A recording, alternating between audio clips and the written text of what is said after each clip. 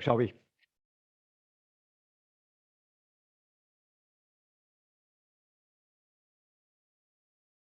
Welcome to our okay, our lecture number 8. I was just going to say our last, but yeah, it's not really the last. Okay, our lecture number 8 together. Next week it will be really your show lah, in terms of you presenting your group project to all of us. Okay, usual. Let me just do a quick recap for us, and then we'll pick it up from where we left off. Okay, so here we go. So last week, what did we do? Last week, we began to look a bit deeper into the next particular stage of group development. In particular, it was the initial stage of group development, right? So let me just highlight a few things for you all.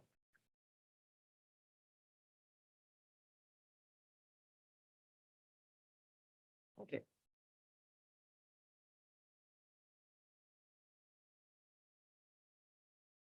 So basically, we found out that typically, whenever a group is at the initial stage of development, there will be a few key challenges that awaits the group leader or the group counselor. One, of course, will be anxiety. Right? Another major one is really the issue of trust, isn't it?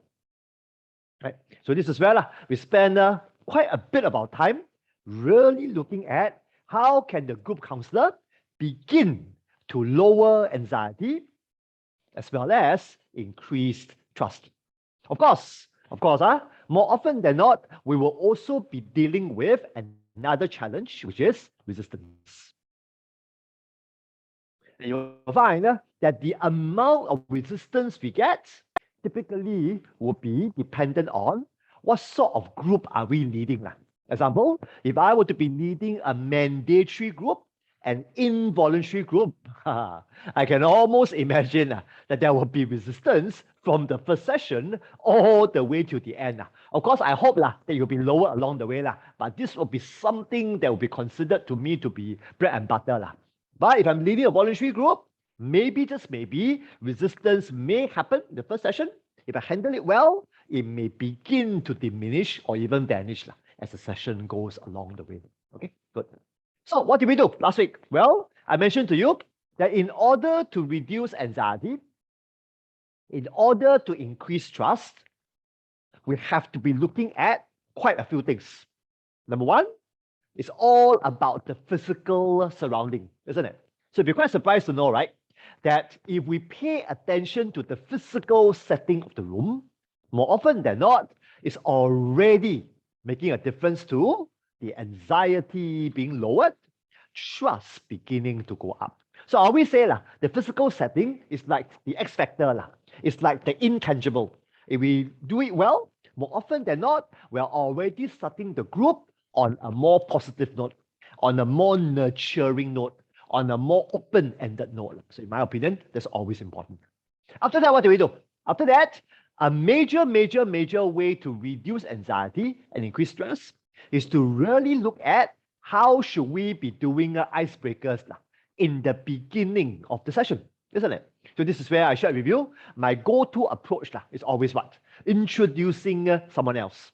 Because I always want to aim to, for the tea break of the first session, for everyone to at least be acquainted to one person. So that during tea break, at least the members wouldn't feel so embarrassed or so out of place that they have to check their phone or pretend to be checking their phone just to get through that particular tea break, basically. Okay. Then we spend quite a bit of time unpacking this whole idea about trust, isn't it? And I shared with you, very important, whenever you are leading any group or even doing one-to-one counseling, it's always good to be looking at trust to be on a scale, to be on a continuum, rather than it's an either-or thing, meaning, the group trusts me or the group don't trust me.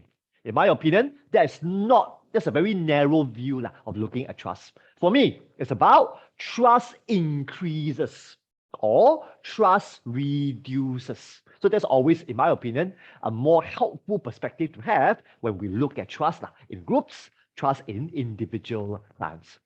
And so how can we go about increasing trust? Well, guideline to remember, It's always about facilitating the group to talk about what keeps them from trusting and what would enable them to trust more. In other words, right, we need to always be open to get group members to share what is preventing me from trusting the group more, what is preventing me from trusting you more, whatever. So it's to really make what is in the underground to become in the surface. And it's to really be very open to get the group members to talk about how can we increase trust as a group. What needs to happen for trust to begin to go up bit by bit. So that's always the important thing to remember. Okay? And of course, like I mentioned to you last week as well, asking members to scale for us the trust level, asking members to talk about how to increase the numbers, that's always a very good way to be facilitating talk about how can we be increasing trust on the whole, basically. Okay. Of course, lastly, we spend a bit of time looking at resistance, right? And I shared with you some of the things that I typically would do whenever I'm working with a mandatory group. In particular, if I have no say over the membership of the mandatory group, I always want to be lobbying for what? For opportunities to meet up with each of the members one-to-one before I engage them in the first session. Because that becomes what? My one and only ice-breaking session.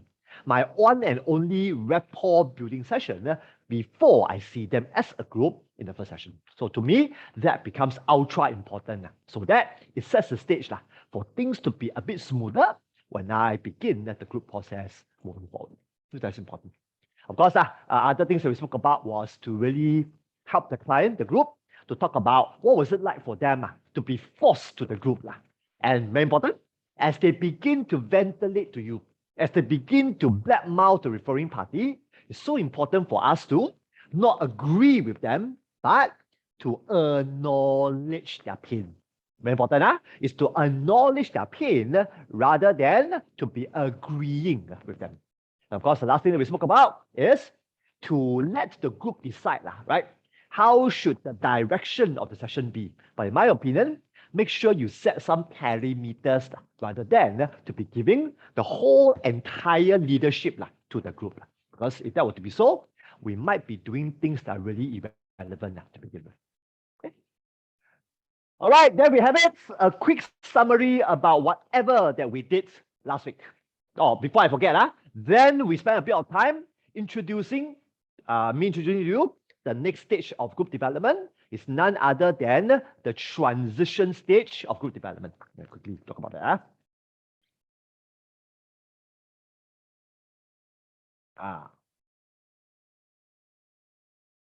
So I shared with you, why did Corey use the word transition? It's because the word transition comes from the word transit. Whenever you look at the word transit, you should be thinking about to transit from, followed by to, isn't it? To transit from somewhere to somewhere, isn't it? So over here, we are really talking about the group transiting from the initial stage onto the working stage. Okay. So I say again, the reason why Corey uses the word transit is because he wanted to highlight right, that groups need to transit from the initial stage onto the working stage. So pretty very simply, before the group can arrive at the working stage, they have to go through the rather stormy transition stage. And this is where I shared with you, right? Why stormy? It's because, like I said last week, more often than not, during the initial stage, everybody is trying to appear to be in their best behavior. Now, I don't know whether, have you all seen any episode from Survivor? Anybody saw episode from Survivor? Outlast, outdo, outwit, whatever not. I don't know about you. Whenever I watch Survivor, I always get very intrigued during the first couple of days when the group is together. You know why? Because everybody volunteer. Oh, I make fire. Oh, I catch fish. macam like, everybody, sacrifice lah, until day 5. They can't wait to kill each other, isn't it? Same thing here, right? More often than not, group session come together, or first 2 session, put up my best behavior. Oh, I like you. Oh, you like me. Oh, that's an excellent point. Oh, good input. 3rd session, that's a stupid input. Hiya, please shut up. Oh, what just happened? Suddenly the mood changed. Why? Because more often than not, once we transited out from the initial stage, this is where I was going to say our true color. It could be true. This is where, right, our genuine feelings begin to be revealed. Our genuine feel about the group, about each other, begin to be unraveled. So this is when, is the group ready for genuinity? Put it in a different way, is the group ready for intimacy? So in my opinion, right, intimacy usually will lead to conflicts, isn't it? So it's like me telling you something of the truth. Question comes, are you able to handle the truth? Isn't it? Same thing. You tell me something that is truthful. Am I able to handle that truth? Isn't it? So with intimacy, more often than not, will come conflicts.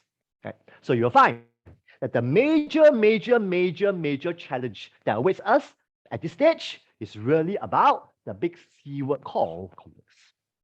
And tonight, I'm hoping to unpack this for us as we continue to look at the transition stage of group development.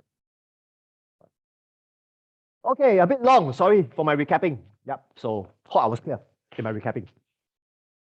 All still with me? Yeah, steady, yeah? Good. Okay, let me give us an overview about how we'll be spending our lecture number 8 tonight. Well, tonight is going to be a rather ambitious night by my standards. So, of course, I'll be covering the transition stage of change of development. After that, we'll then talk about the working stage of group development. Okay, now, I hope to begin to start talking about the final stage of group development. Now, I don't think I'll complete it, but I hope to begin talking about it as we wrap up our time tonight. Okay, so 2 major things: transition stage, working stage, starting to talk about the final stage of group development. Okay, next week, I will then summarize what are the remaining parts of final stage, and then we'll call it our time together for this module. Okay, good to go? All right, steady. Let's get on to work. Now, let's get back to my slides. See if I can find it. Yes, I can. All right, so let's go. So I basically summarized this for you already so we can get down to business. Okay. Okay. Now, you will find, right, that because a group in transition stage will be dealing with conflicts, Corey actually put it in a very nice way. Corey says, let me use a whiteboard to sum it up for you. So Corey says, right, when we are at the transition stage,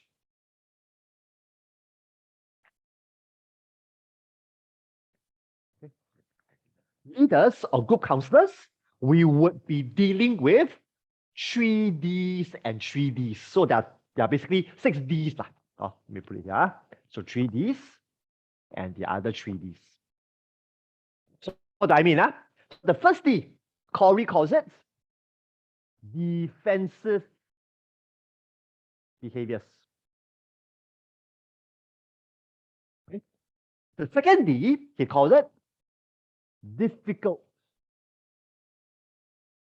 behaviors. Okay. So I say again, right? So Corey puts it very nicely for us. Typically in a transition stage of group development, a group counselor may encounter 3 Ds and 3 Ds from the group members. The first D is all about defensive behaviors. The second D is all about difficult behaviors. So at the moment, I'll be covering with all of us the 3Ds and 3Ds, and we'll talk about what might be some strategies that we can use to be handling, to be managing all these Ds that we see exhibited by some members within our group. So here we go. Go back to the slides. Okay, so the very first D, the very first defensive behavior is this one. Members having an external focus. Means what? Could I invite you to read through this particular slide? We'll talk about it. This one very common, very common.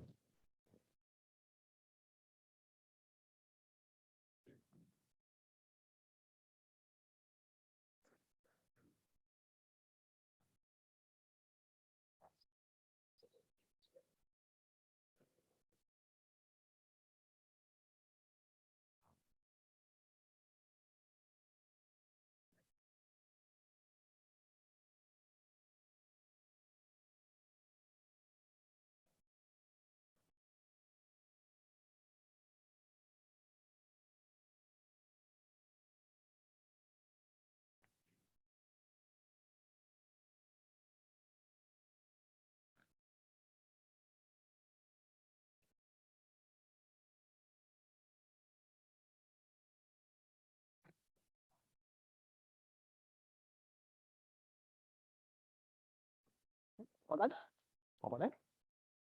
talk about it. So, what does Corey mean when members begin to have an external focus? Very simple. The key word here to remember is the word blame. Blame. Example, let's say if I'm running a group for men who have issues managing their anger. Let's say. Now, how will I know if there are some members who are exhibiting this particular defensive behavior? Very simple. When one or a few members say, yeah, Lawrence, let me tell you, it's my wife lah. My wife is the one that should be blamed, Every day, like radio, cannot shut up one. From the morning till the night, keep talking on and on and on and on. What do you call that? This particular member is blaming the wife. He's trying to tell me that the reason why I slapped her, the reason why I pushed her is entirely because she can't stop talking. So that is what we mean by a member having a very external focus on someone else. Can you follow me on that? So we call it blaming. Simple as that. Okay. Another example. Usually, right, this happens more in voluntary groups. Okay. Second example is this. Now, let's say, for example, I am leading a group. For example, parenting. Let's say parenting parents trying to be better parents towards their children. Now, voluntary group. Now, this may happen. One particular member may say, "Oh, Lawrence, you know what? Yeah, I seem to have a lot of concern, over my sister. My sister, she being a single mother, single mother, very difficult, She got 2 children, single mother, have to work, have to take care of 2 kids. Very tough. What's happening here? Now, notice, right? She's not blaming, no? She's not, right? But what's happening here? She is bringing in another person's problem to the group. Why is she doing that for? It's so that there's no need for her to be that vulnerable in sharing about herself. Can you all follow me so far, my friends? Can you understand? So such a behavior happens more in voluntary groups. Whereas the first one, blaming others outside, the anger management one, that one happens a bit more often during mandated groups, during involuntary groups. Okay? So how do we handle? So if we happen to be a group counselor, how will you handle? Well, this will be what I'll do. Right? For the second group, the lady who brought in, I'm very concerned about my sister or that. What do? Very simple.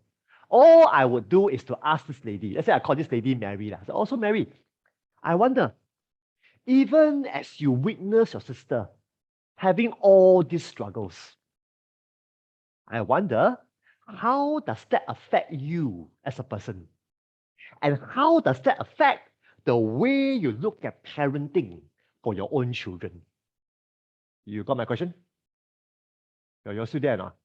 You're still there, right? So I say again, for the second case, right? As Mary keeps telling me how concerned she is about the sister, being a single mother and all that, what do?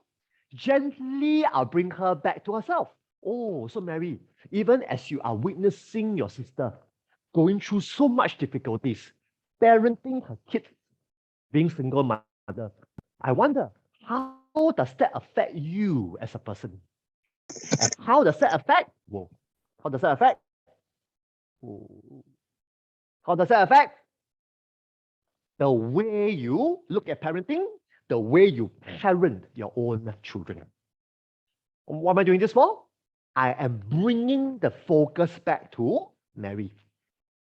I am so-called indirectly hinting to her, hello, you are coming here for your own parenting issue. Let's not get sidetracked to somewhere else.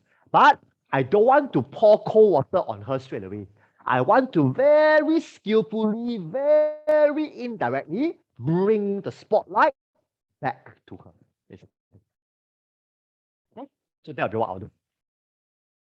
Then how about the first case? As the man keeps blaming the wife. Cannot stop talking, cannot stop talking. So what do? Isn't it? Well, there are a few things I would do. If I want to keep things still quite mild, I would just say, oh, so John, that's why I call this guy John. So John, could you describe to me a bit more about when your wife continues to talk continuously, how does that affect you as a person? What am I doing now? So now I'm still bringing the focus back to John. I'm not confronting John's anger yet. I'm not confronting John's violence yet. I'm not. But all I'm doing is I'm just bringing the spotlight from the wife over to himself. But asking him, so when your wife continues to talk continuously, I wonder, how is it like for you to be on the receiving end? John might say, walao, Lawrence, I feel very frustrated. I feel very frustrated. I just want some peace and tranquility, but I'm not getting it. What do? Now that the focus is back to him, I will say some more. Oh, okay. So, John, you're telling me that you just want more peace. You just want more tranquility in your family. Going back to how you got it, by you slapping the wife. I wonder, as you decided to slap your wife, to what extent did that help you to achieve this peace? To what extent did that help you to achieve this tranquility?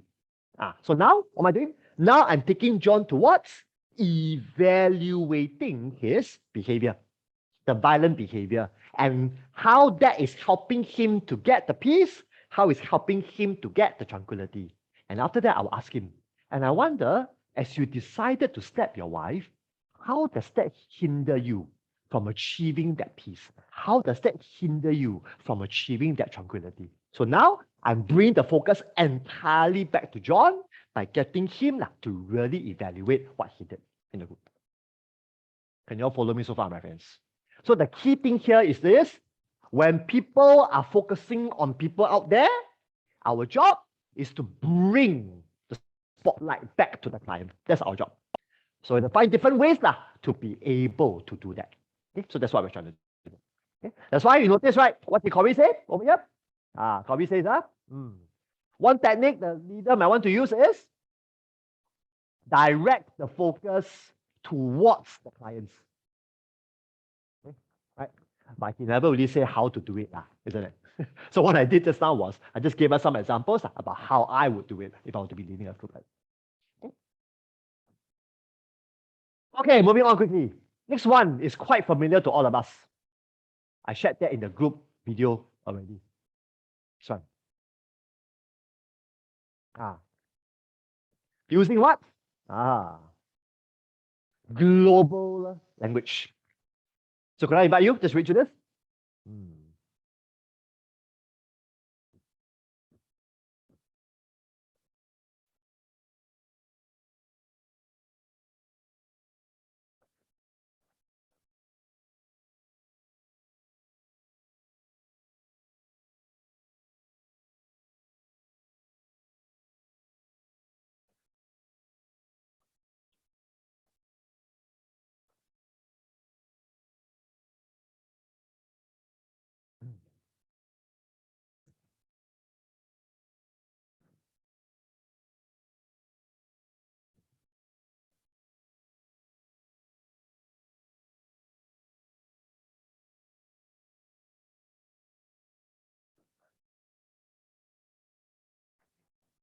Done? Good. So you can remember, right? When we were watching the all women's group video, right? Session one, at the quite beginning of session one, Linda, one of the group members, what did she do? She used the word, how do we? Remember that time? How do we? So what did the counselor do? She came in and say, how do I? How do I? So that is what we're doing here.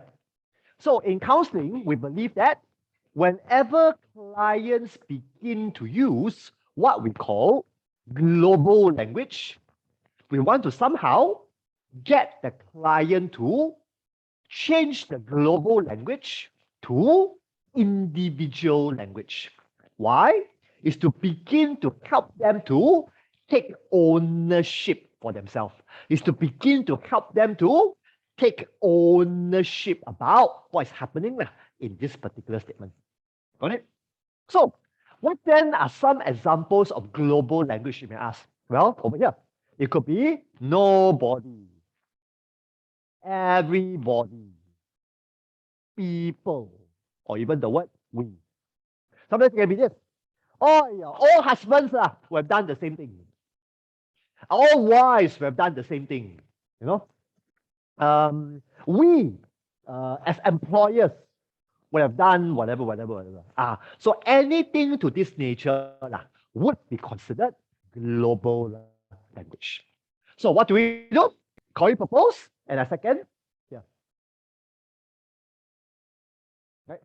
We want to gently but slowly get the group member to change, right, the globalized language to I. So over here, example, right? So John, I would like you to say everything you just said, but put I in front of each of your sentences and see how that would sound to you. So you'll find that when I begin to change all the we to the I, you will find the whole statement becomes very, very, very, very different. Got it? So that's what we do. And really, once again, bring the focus back to the group, bring the focus back to the individual group member by helping him or her to be taking ownership. Okay? Sometimes, right, you have to be very careful about doing this prematurely. What do I mean? Sometimes, right, if you do this too quickly, certain group members may get angry with you. So let me teach you a trick, okay, about how to do it. Usually for me, right, if I have some doubts about whether would the group member react negatively or not, what do? I will normally first get the group member to write it down on a piece of paper. Sometimes, right, I'll do this. I would want to listen into almost every group member first. Because usually, right, global language is not just limited to one member alone. Usually, right, almost every member would have said something using globalized language. So for me, I have to be very sharp to pick it up. So after I picked up already that almost every member have said something using globalized language, what do? I will now then say to the group, well, guys, I would like us to do an activity right now. Well, I would like all of us to take out a piece of paper. Okay, I would like us to write down, okay, that particular statement that you said just now using the we word. This is where, right, I have to remember already. So John, I remember you said something along the lines of, we as husbands need to da, da, da, da, da, da. Could you write it down? Peter, you said something about, we as parents need to do da, da, da, da, da, da. Write it down. What am I doing? Now I'm inviting every member to write down the statement that they said using globalized language. After that, I will say, okay, now I would like all of you to change all the we in the written paper to the I. So they'll change it, change. Then I will ask them, okay, I would like you now to read through this particular statement using the I word and tell me what is the difference that it makes to you. Notice I am taking it slowly, isn't it? I'm making it to become a group activity rather than an individual one. Because if I make it individual, the individual member might feel, walao, Lawrence whole targeting me, man. Oh, my other friends also got use we what? Why never ham them? See? So now he might feel that I'm just being personal. I'm just ham-tumming him because I like to ham-tum him, that kind of idea. But when I do it as a group, the target, being personal somehow becomes a lot gentler, in my opinion. Writing it down also is a way of what? Helping the group member to see from a distance. Wow, it's really different, man, when I change it to an I. So that the lesson begins to slowly but surely creep into each of the members as a result of that. So I do find these additional steps to be very helpful in my work, especially if I'm not very certain whether this version really goes down well for the members on. So far, still with me? Yeah, good. Continue. Okay, the third one, very interesting. I'm going to share with you my personal story. Third one. Which one is?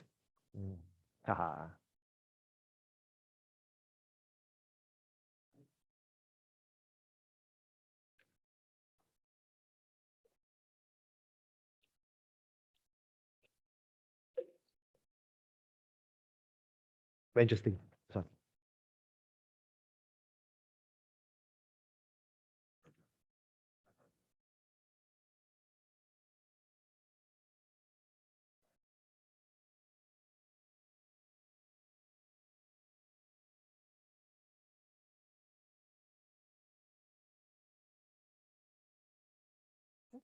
none? Okay, let's talk about it. Okay, now, what is this particular defensive behavior about? Hobby says, this particular defensive behavior is about a group member asking questions about another group member. My friends, I don't know about you. On paper, right, it doesn't really seem like a defensive behavior, isn't it?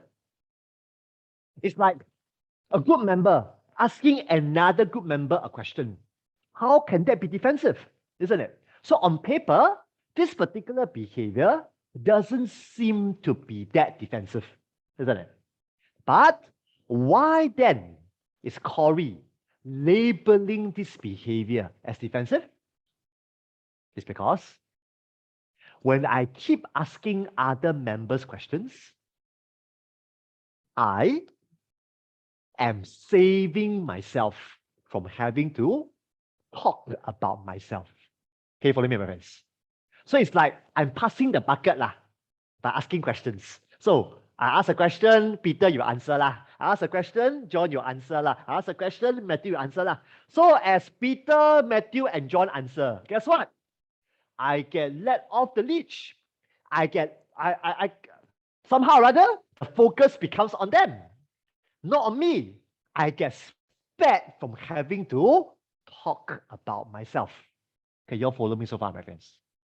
So come, let me come out to join you to talk about myself a bit. Okay. Awesome. Thank you so much for doing that.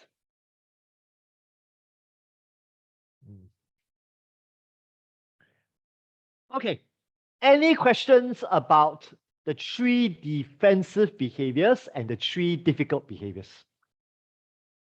All okay, Okay, let's continue, shall we? All right. Okay, back to my slides.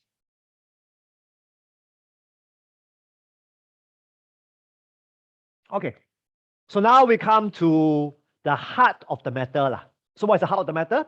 The heart of the matter at the transition stage is how do we deal with conflicts? So let's take a look at this topic of conflicts, right? From a few different dimensions. First, let's look at conflicts between members. Because later on, we'll also talk about how do we deal with conflicts between member and leader. So it happens, huh? So more often than not, right, we might be experiencing conflicts between members. We might also be experiencing conflicts between members and even the group counselor, even the group leader. So we'll get to that later. We'll get to that later. Huh? Okay, good. Okay, could I invite you first and foremost read through this slide? And we'll talk about it.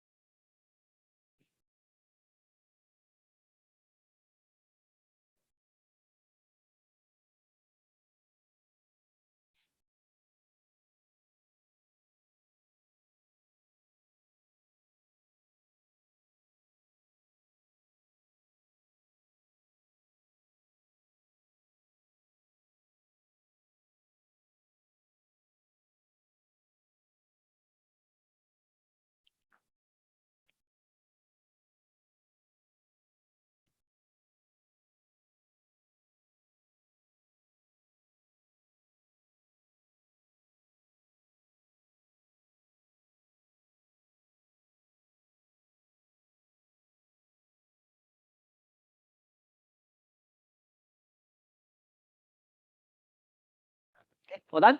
Good, let's talk about it. Now, the first point about the group finding a scapegoat. What do we mean by that? So now let me just explain this a bit more to you.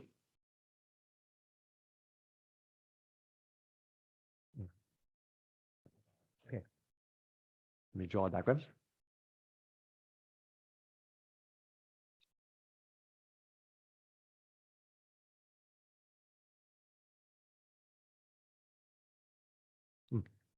Now, let me share with you a real experience, a real situation that I was in when I was leading a group. Okay, good. So I remember quite a few years ago, I had the chance to work with a group of young people. I think how young were they? Probably in the secondary school. Yes, right. And I was leading this particular group on the topic about anger management. Yeah, that's right. I guess it wasn't just about anger. It was also about regulating your emotions. Yeah, so that was the topic. So anger was one of them. There was also other emotions like frustration, sadness, and whatever not. So those were also the other topics that we did as well. Okay, good. So I remember it was about eight people. Let's just make it 8 people, right? And I'm here in the middle. Good. So I noticed, right, that as the group began to progress, okay, the majority of the group were not exactly on board about making changes in the way they regulate their emotions. So, but among the whole group, there were 2 members who appear to be rather open, appear to be rather ready to want to make changes in the way they regulate their emotions. So let me give some names here, okay? Let's say, for example, okay, let me just make it simple. Let's say I call P, P, let me just use different color.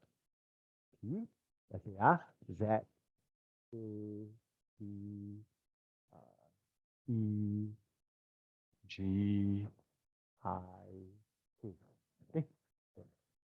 Now, let's say, for example, out of these 8 people, right, 6 of them are still rather resistant, still rather contemplative about whether should they make some changes to the way they regulate their emotions or not. Let's say only P, right, and K, these 2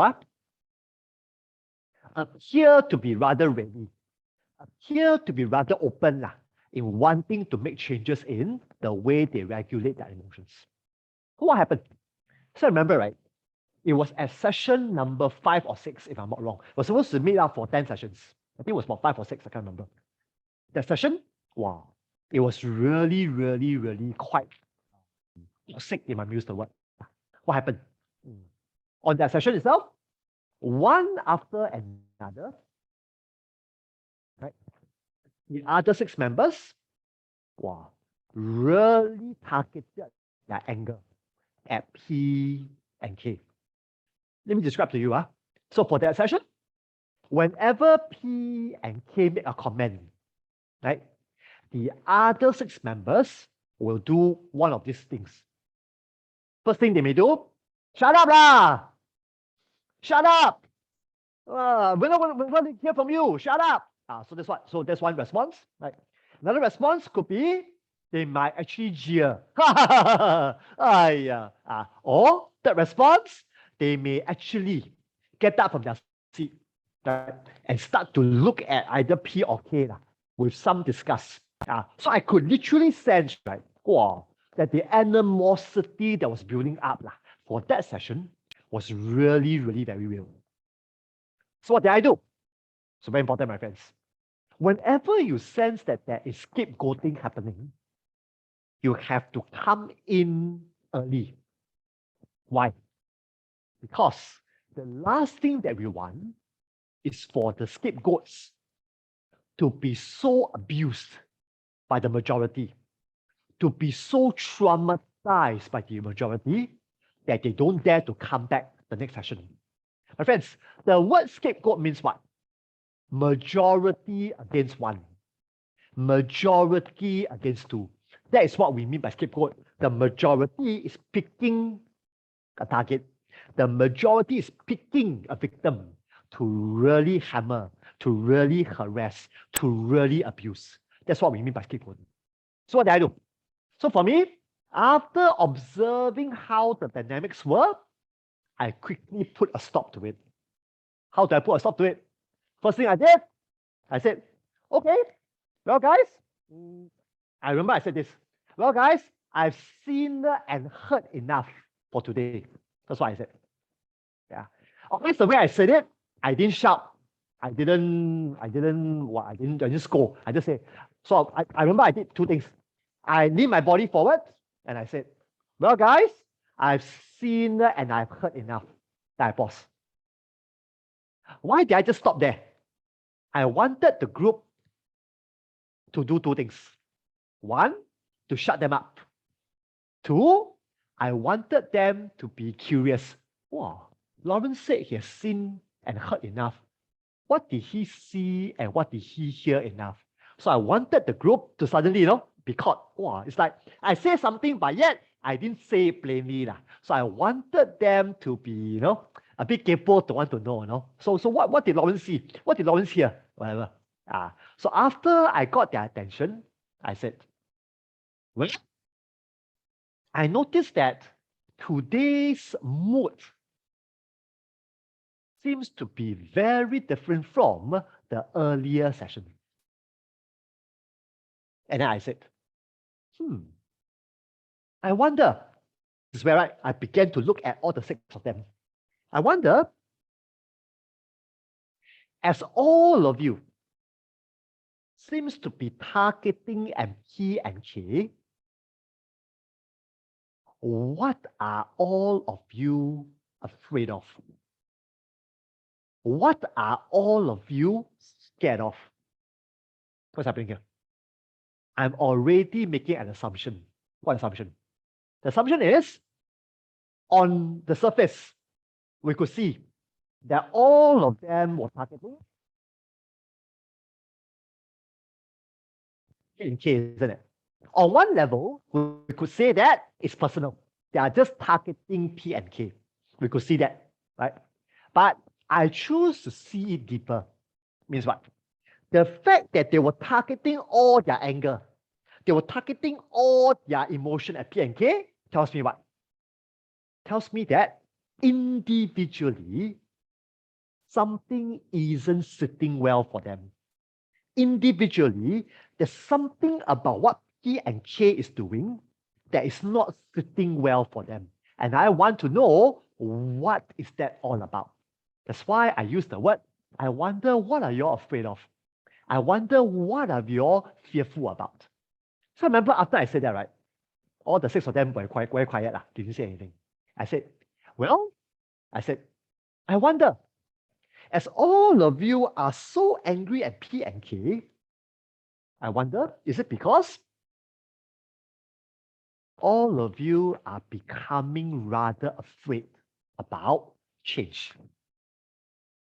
You guys are even angry at P and K about thinking about change because all of you are kind of afraid. Should I change or should I not change? What happens if I do change? What's going to happen? And because all of you are not ready for change yet, you guys began to offload your anguish on P and K. What am I doing?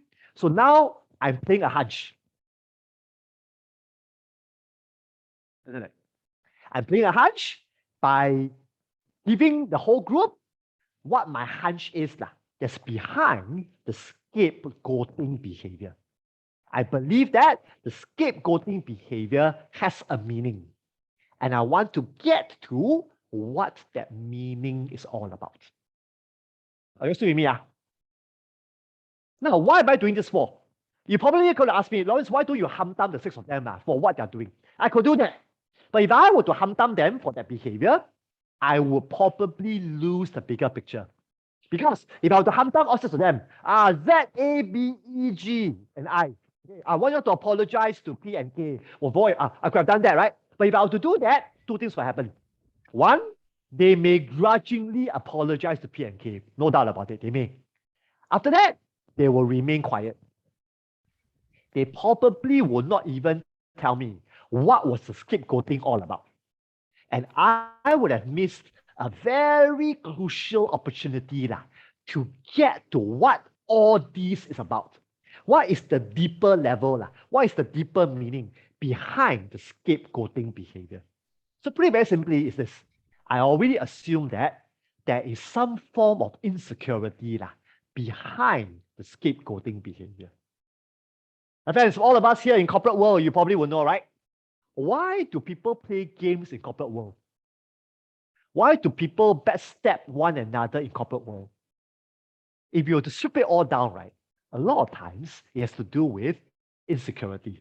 If you strip it all down, it has to do with I being insecure about myself in relation to you. What do? I have to pull you back so that I can go ahead of you, isn't it? More often than not, it's really about that. Same thing here. In the group, when I sense there's scapegoating, it tells you what? The majority is in a very uncomfortable place. The majority is even feeling threatened to some extent. Wow, if we don't shut these 2 guys up, walao, things will go out of hand. What do? I wanted to attend to why are they feeling threatened? What are they afraid of? What are they feeling very insecure about? I want that to be known. Because I believe that is really the meaning behind what the scapegoating is really about. Can you follow me, my friends? That's why I said what I said. And I remember, right? After I said what I said, right, there was still silence. So what did I do? Then I begin to ask each of the 6 individually. I asked Z, A, B, E, and G. Individually, I asked, well, what are you afraid of about changing? Z, what are you afraid of about changing? A, what are you afraid of about changing? And one by one, they began to share with me about what are they afraid about changing. And once I'm done with each one of them, you could sense that the mood of the session began to feel a lot lighter. Haven't finished yet. Then the icing on the cake was, I then go back to P and K. I asked them, so P and K, could I invite each of you or both of you, if you're comfortable, to share with the group, how was it like for you to be on the receiving end of what happened just now? So now, at the right time, I invite P and K to share about their experience of being scapegoated, their experience of being targeted, their experience of even being victimized earlier on by the six of them. Why did I choose to do that at the tail end? Because I wanted to make sure that the six of them, they are in a better place to listen to feedback. If I were to get P and K to say how they felt in the beginning, two things will happen. One, my bet is six of them will turn a deaf ear because they are still feeling insecure. They are still feeling threatened. But once I get them to get that out of the way, then P and K share what they shared. That's where I think movement will begin to go forward. Well, I mean, that's the same thing about conflicts. More often than not, right? If we only focus on the conflict, we can get somewhere, but not very far. So the whole idea here is I'm always asking myself, what is really underneath the conflict? What is the conflict trying to say to all of us? What is the deeper meaning behind the conflict? That's always what I want to go after.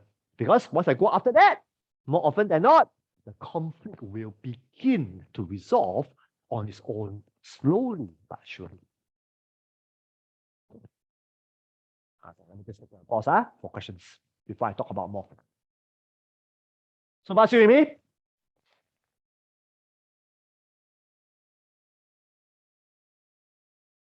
Yes, Stephanie, go for it. What if this one in your example is like the whole group against two people? But what if there is like after many sessions, there's like one guy always after one guy? Like how if this one guy just keeps bullying the other guy? One question.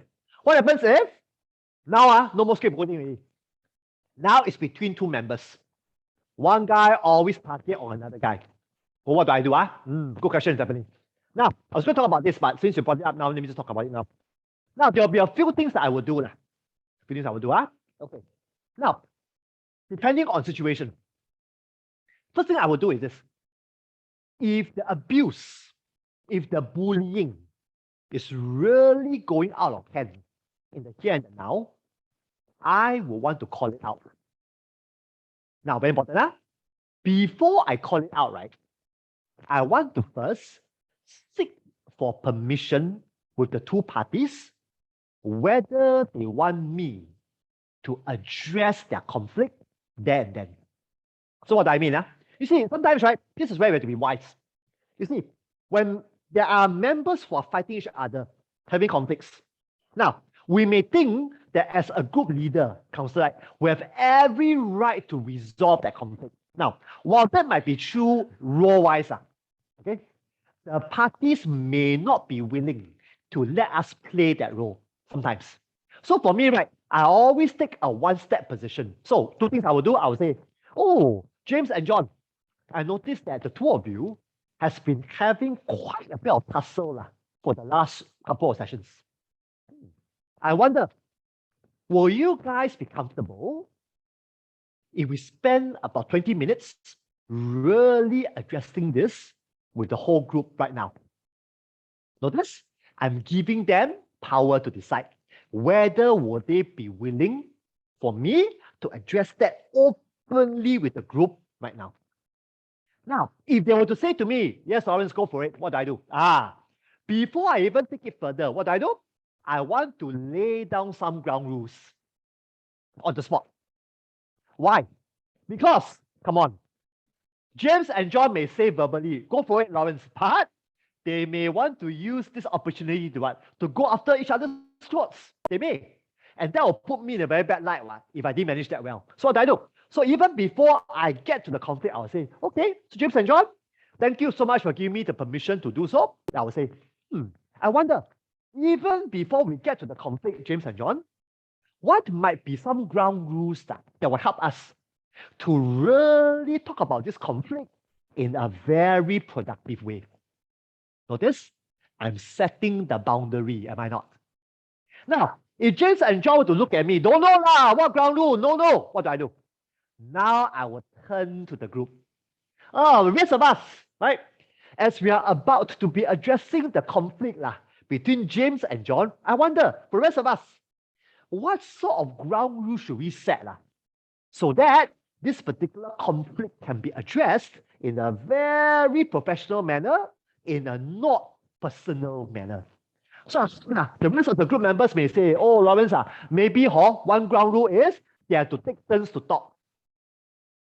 When one party talk, the other party shut up and listen. Maybe. Maybe. Another ground rule could be they have to stay away from using personal language or even foul language or even profanities, whatever not. So I'll spend some time listing down, brainstorming what should be the ground rules even before I begin to engage the two parties in talking about the conflict. Can you all follow me so far? Second thing I do, now comes the third thing I will do. Now, third thing I will do is I will then invite John and James to take turns to talk about, from their perspective, what is the conflict about. So I'll turn to James. So James, from your point of view, I'll say, what seems to be the conflict about? Then I'll turn to John. John, from your point of view, what seems to be the conflict about? Then I will turn to the larger group. Guys, being the observer for the last 3 to 4 sessions,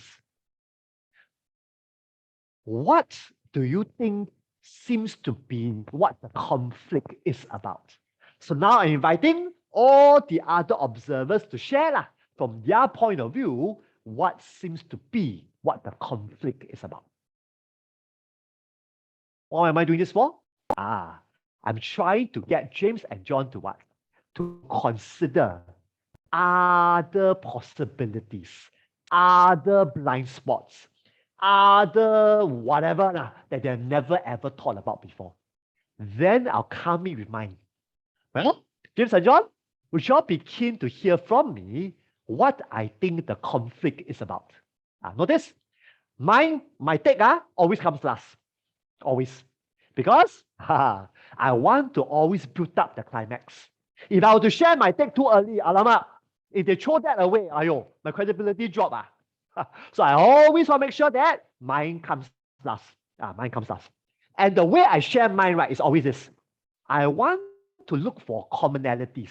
Example, let's say, for example, James tells me, oh, conflict, hello, it's about what? It's about, hello, John don't respect me. John cannot take difference in opinion. Let's say James says, John, narrow-minded, never respect me also. What I do? I'll say, oh, from my point of view, it seems to me that what the conflict is about is really that both of you want the same thing. Both of you want respect. Both of you want to have the freedom to share difference in opinion, but yet to not be harmed by each other. Notice? So my feedback, is always about pointing out commonalities, if I can, and pointing out what seems to be the deeper messages behind the conflict. That will be what I'll do usually. And from there, I trust that the conflict will then be slowly but surely on the road of recovery. Sometimes I'll even ask the group, okay, guys, now that we know what the conflict is about, I turn to a large group, what do you think should be the first step for James and John to do in order to put this behind them? Notice I said, first thing that they should do. So I'm implying what? That the conflict resolution process will take a while. So that I'm not pressurizing James and John, I must settle it by today. No. I want them to start the process in resolving this conflict. Not making sense so far? Then one more thing to teach you. This one very important. If you've forgotten what I said so far, remember this. Now, let's say, for example, James and John continue to appear to be quite, reluctant. Let's say you can sense quite reluctant. What do I do? This is what I'll say to them. I'll say, so James and John, while both of you work through this conflict, I'll say, how can the two of you still continue to coexist in this group while you guys work through the conflict. My friends, what am I doing here? I'm a firm believer, right, that we may not like each other, but we can still coexist in this group. We may not like each other, but you and I, we can still benefit from this group. So I can say in this way, so James and John, while you guys are deciding over whether to resolve this conflict or not, I wonder, could you all think about how can you all continue to benefit from this group? How can you continue to still be gaining from this group while you all decide whether you want to resolve this conflict or not? So I'm helping them to see that you can still gain something from this group while you all continue to resolve this particular conflict. That's what I do. Okay. Friends, very similar to working place, right? Let me ask all of you. No need to answer me. Let me answer you. All of us, I'm sure if you search within your hearts, you're going to tell me there are certain colleagues that you are still having conflicts with, isn't it, at work? Right? I'm sure. No doubt about it. But yet, you haven't resigned from your job yet, have you? Why? Because you know that alamak, conflict, only one part of the work, I'm still gaining a lot from this work, isn't it? So what do? I have to learn to coexist while I'm still at war with A, B, C, and D. Well, that shouldn't stop me from enjoying my work. That shouldn't stop me from getting gains from the work that I love, isn't it? Same thing here. If we can do that in our corporate world, why can't we do that in the group? That is a challenge I want to issue to the group, especially the two warring members.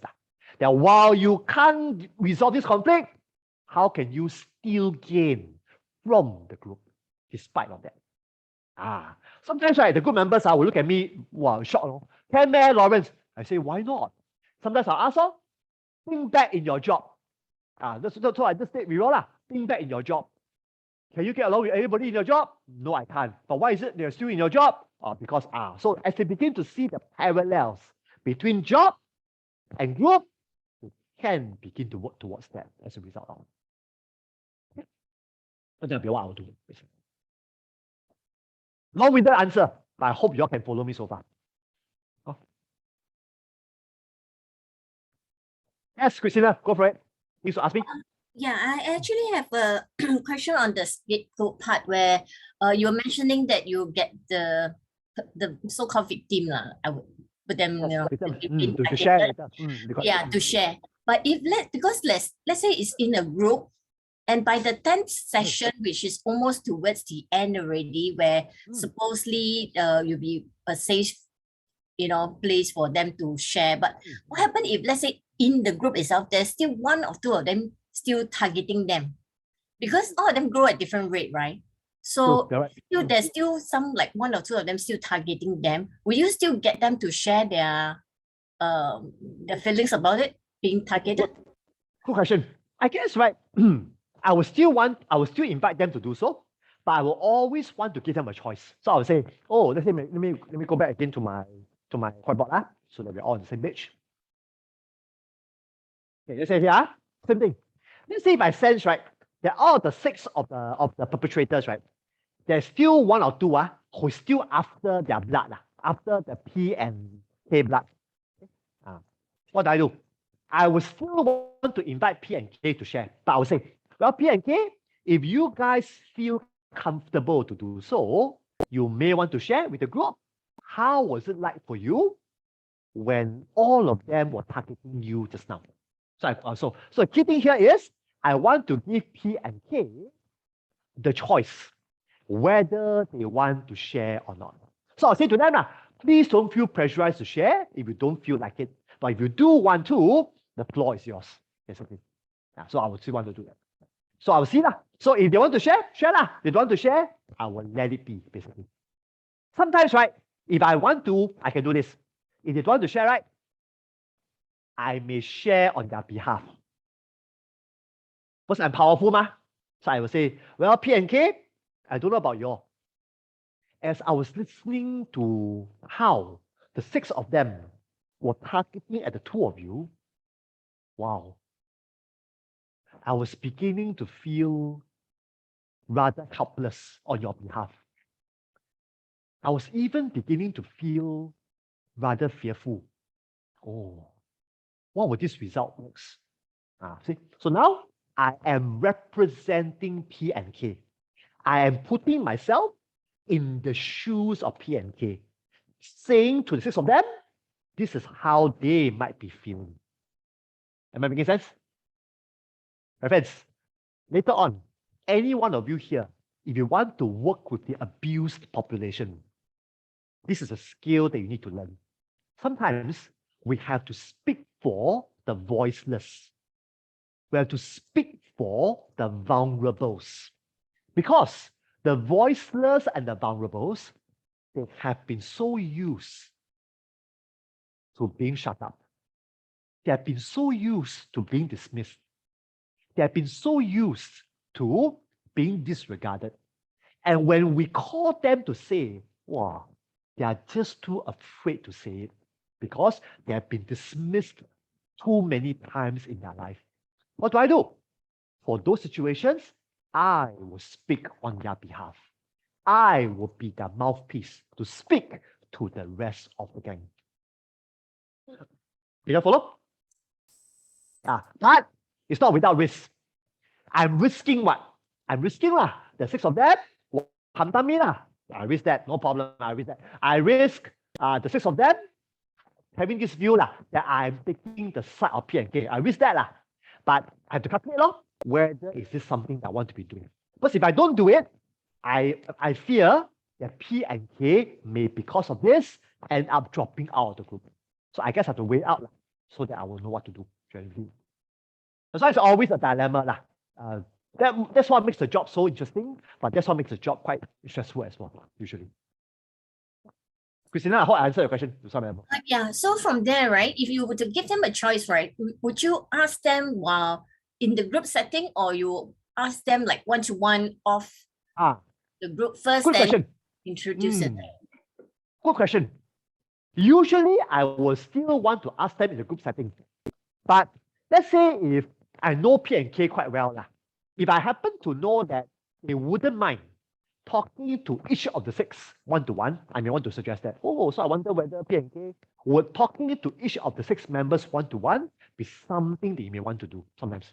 Sometimes, right, I've done this before one time, where I may want to even put to P and K the written form. This is what I will say. P and K, I wonder, if it's too threatening for the 2 of you to share your feelings, I wonder, would you want to put down your feelings on paper and let the 6 of them know what you actually felt on paper? I've done that before. And sometimes that might actually be quite helpful because they're threatening, but yet they still have a say in letting the group know how they felt just now, basically. So that can be done. Okay, thank you. Good question. Let's consider. Other questions about what I just shared?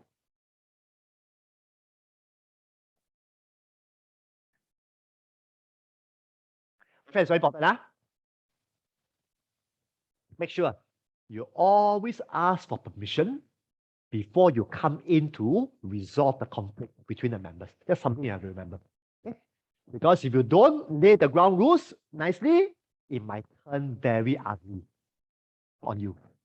Got it? So the extra step that I shared with you just now, asking for permission, lay down the ground rules, that is very, very, very, very, very, very ultra important for you to gain the upper hand for this particular conflict to be resolved nicely.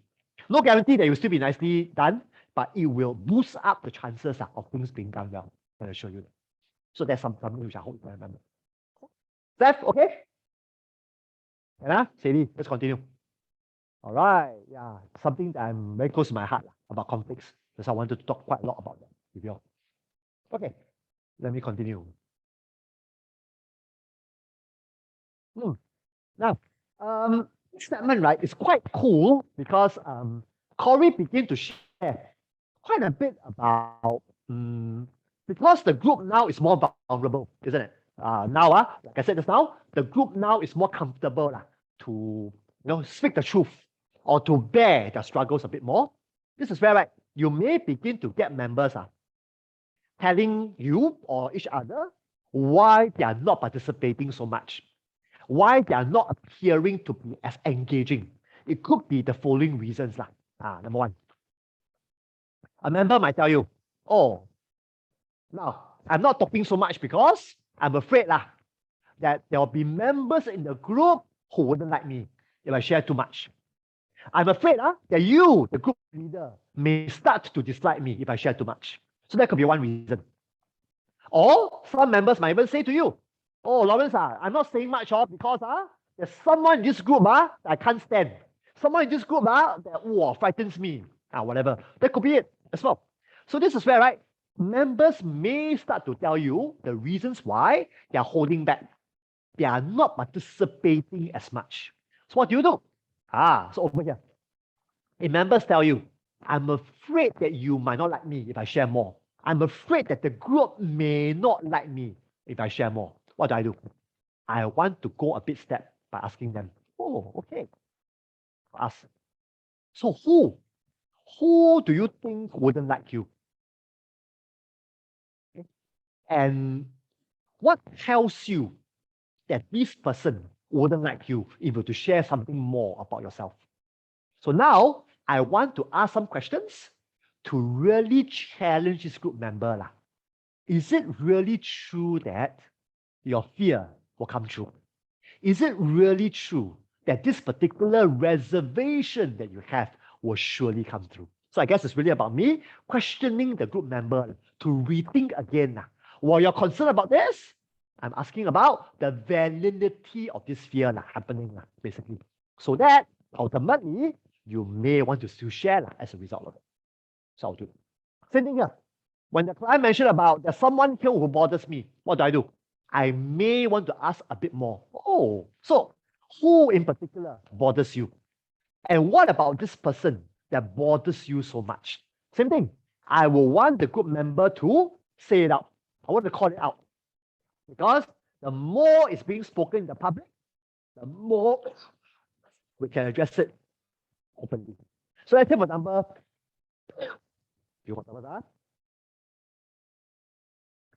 for example, he says, oh, there's someone here who bothers me. I'll ask, who in particular bothers you? Let's say he tells me, oh, well, Z bothers me quite a bit. I'll ask, what is it about Z that bothers you so much? What is it about Z that makes you feel so uncomfortable? Let's say P says, oh, the way he looks at me, the way he comments about things, that bothers me quite a fair bit. What do? I will then begin to ask more. Okay, so P, tell me more. Tell me more about the look that Jack has that bothers you. Tell me more about the comments that Zach says that bothers you. What am I doing this for? I'm really challenging P to make all these reservations known. So that once the air is cleared, once the misunderstanding is dealt with, I'm removing this barrier so that he can begin to share more. And then, upon hearing all this feedback, it will be also good for him to make some adjustments to his comments, make some adjustments to the way he looks at people as well. So both ends up winning as a result of it. Okay? So it's always about calling things out so that the air is cleared, so that we can get back to work generally more often than not. So that's always what we are called upon to do. Are there examples, as you can see? This one, also same thing.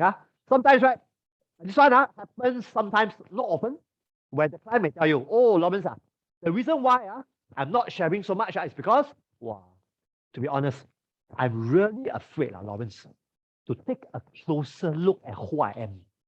Lawrence, I'm really afraid, to tell you more about what am I like if I'm angry. Something similar to the female group, right? When, what's her name? Can't remember her name now. You know, the session 2, that lady who keeps saying that she can't be angry. And later on we discovered, right?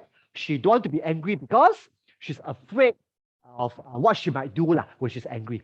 Same thing here. For some clients, they may tell me, oh, Lawrence, I don't share that much because I'm afraid if I were to search deeper to know myself better, I'll be shocked. I will be so terrified or whatever. What do we do? This is where I typically will do this for time.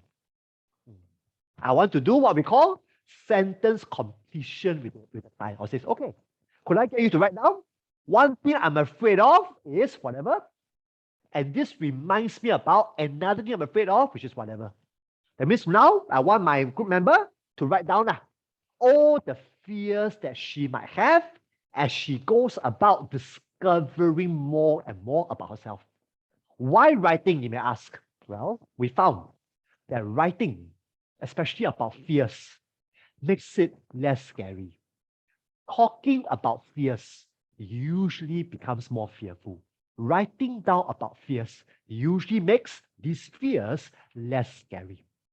And more often than not, after the member writes down all the fears, I will ask the member to look at the fears that she wrote down and to ask herself, is it really frightening to be looking at all these fears?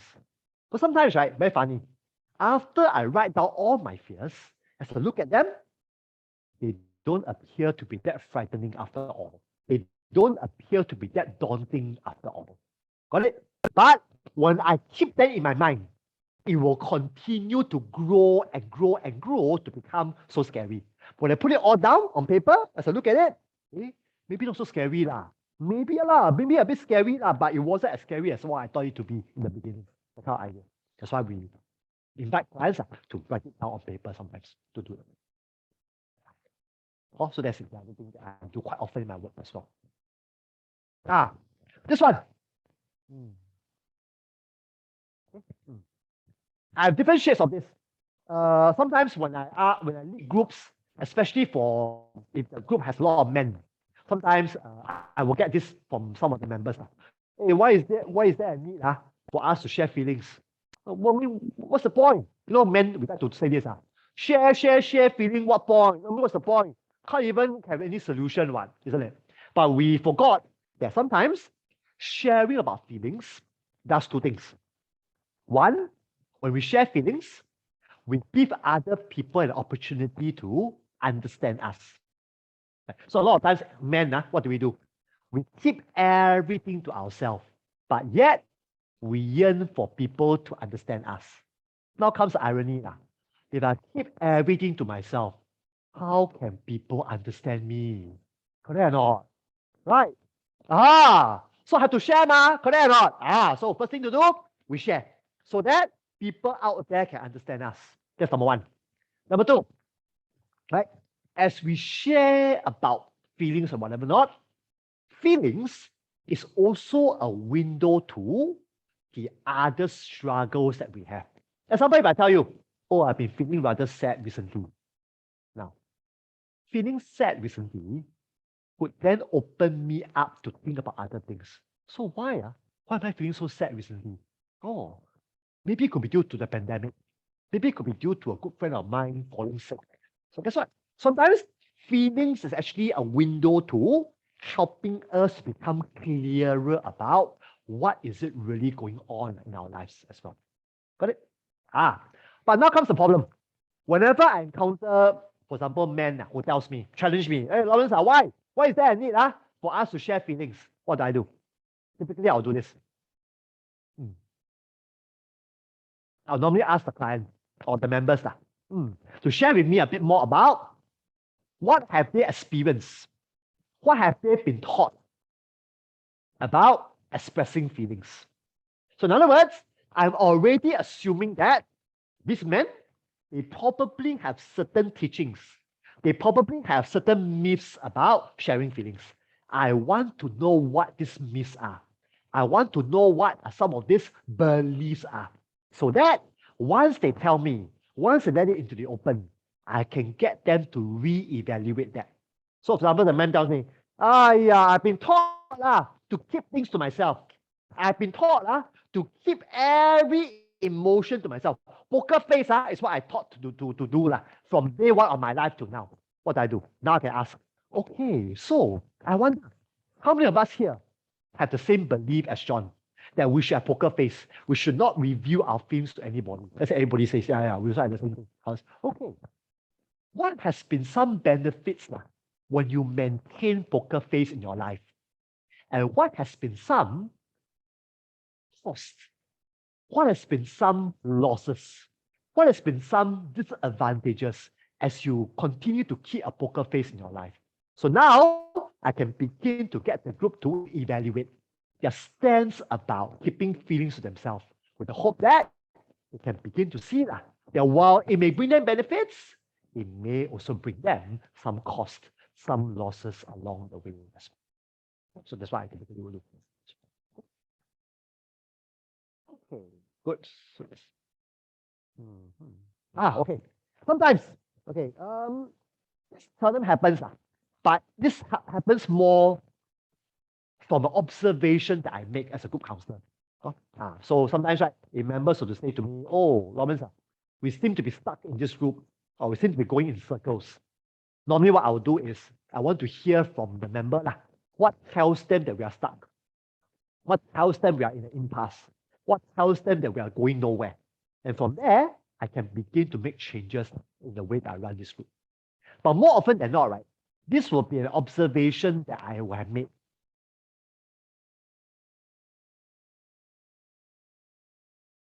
Meaning, right, I'm the one who observed that we are stuck in this group. I'm the one who have observed that we seem to be going in circles.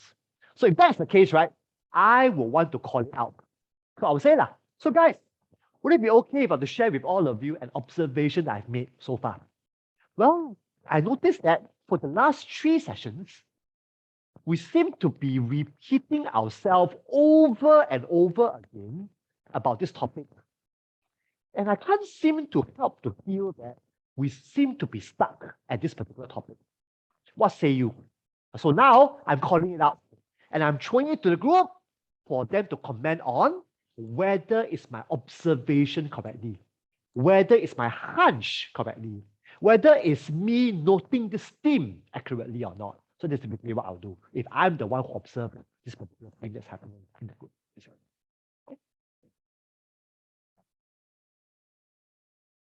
Then this one is quite similar. When someone says, I don't feel safe, it means usually that there might be some trust in whatever not. So this is where we want to get this person to share more about what is he or she fearful about and what needs to happen for this person to feel more safe to share more. So this one, we sort of covered that last week. Good. So now comes again. Now comes what happens if there were to be a conflict between members and the group leader. What happens if there were to be a conflict between certain members and the group counselor? So what do we do? Now, this is fair, right? 2 things we have to do. 1, we have to be able to role model what we say through our actions. Means what? We have to walk the talk. So example, let's say Mark within my group, whenever I say anything, Mark will hamdam me. What a ridiculous idea. That's bullshit, Lawrence. Let's say, for example, everything that I say, Mark has something to say against it, for example. So what do I do? Now, first thing, if I want the group to show respect, I better jolly well show respect. So I'll say, so I'll just take a pause. I'll say, so guys, can we just take a pause for now? I'll say, well, I'm just wondering whether would it be helpful if I take a moment to clear the air with Mark about what seems to be going on between us. What's happening here?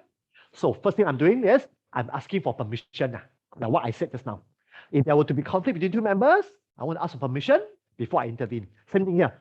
If a member is not happy with me, I also want to ask for permission before I address it with this particular member. Same thing goes.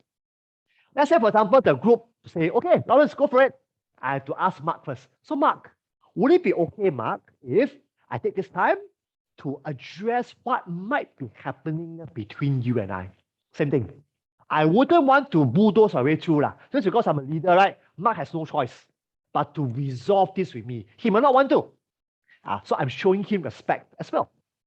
And once he say, okay, Lawrence, what do I do? Then I want to role play. I want to role model to the rest of the group how we address this conflict.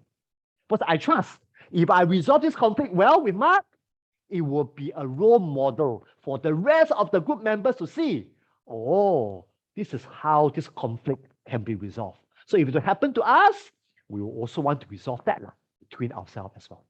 Same thing, I'll ask, so Mark, could you share?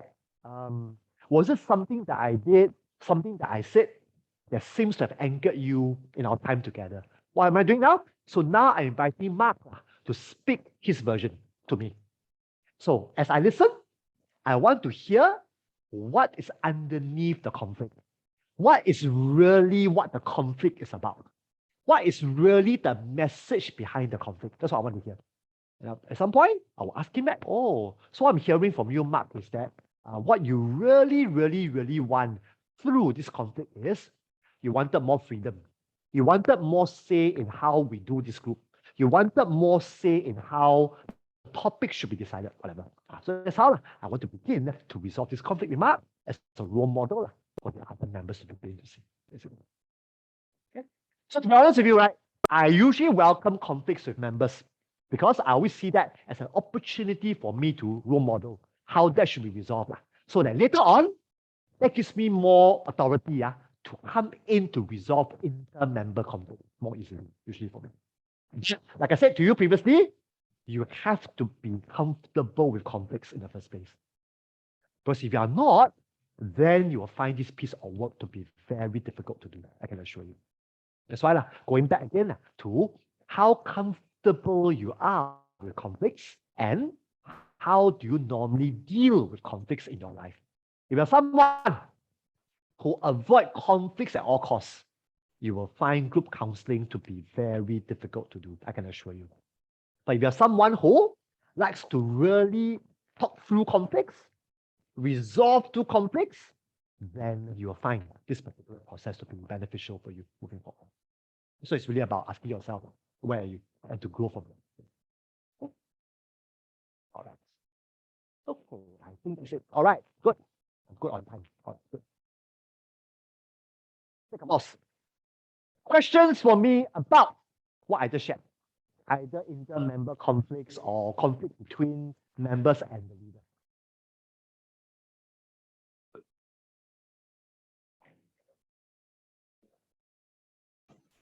Lawrence, do Yes, you go for ever, it. if there's just problem with two persons always going at each other, do you ever Yes, pull them correct. out of the group and just talk to them separately? I do. I do. You're right. You do. So I guess, Okay. Angel, yes, sir. So I guess, Angel, to your question, usually, right, this will be my last resort. I would say last resort. This will be a measure that I would take if the in-session interventions fail. So for me, right, I would typically want to do something in session to see whether would that be dealt with. If that is not dealt with, usually I'll take it offline, more often than not. So example, going back to Steph's earlier question. Let's say these two members, James and John, right? Let's say they have conflicts. Let's say I did what I said I would do. I asked them for permission. Oh, so James and John, would it be okay if I spend some time right now resolving the conflict between the two of you? Let's say James and John said to me, Lawrence, we don't want you to resolve our conflict. We don't want this conflict to be resolved. What then do I do? If the two members tell me blatantly, we don't want you to tap, we don't want you to have a hand in this, that tells me I have to deal with it offline. So I wouldn't want to budge, cannot, we must resolve it. No, I wouldn't. If I were to budge or bulldoze my way through, guess what? I would just be increasing animosity. I wouldn't do that. So I would just say, okay, I respect your choice. Sometimes, right, I may want to ask the group, oh guys, so what do you all think? James and John, rather we don't, interfere with what happening between them. What say you? Let's say the rest of the group, right? Say, no lah, Lawrence, we should address it, Then I'll turn back to James and John again. So what say you now? Majority of the group seems to feel that it's beneficial for us to talk about it now. What say you? So I may want to do that a little bit within the group. Let's say, right, ultimately, James and John still insist, no, we do not want to talk about it now. What do? That tells me I probably have to take it offline with the two of them outside of the session. This way, I will then arrange a time where I'll talk to them individually or as a team as a result of it. Or that'll be what I'll do usually, Angel. Thanks, Lawrence. No problem. I've done that before. Yeah, that's right. Yeah, but usually that will be later. Usually for.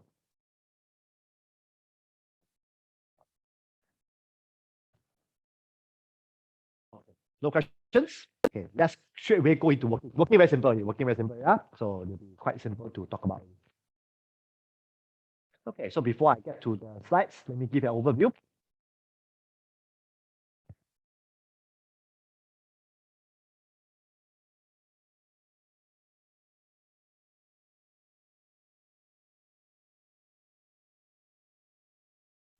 Now, by virtue of the title working, you probably will know, isn't it? Know what? How do we know when a group is at the working stage? How do we know? Well, the fact that Corey calls it working tells you, when a group, right, is very vulnerable, meaning no need to ask them one, they automatically share about themselves. No more blaming on others. No more asking questions and hide behind questions. No more about keep giving advice but not sharing about themselves. These has become very little or no more. Now we realize that most of the group members, they are vulnerable. They are willing to look at themselves. They are willing to work on their issues. This is where we know that the group is already at working. Now comes the best part, right? You're probably going to ask me, right? Hey, Lawrence, isn't that heaven when the group is at working? I'll say to you, while it's heavenly to be at working, no doubt about it, there are also challenges as well. What sort of challenges? My friends, let me ask you.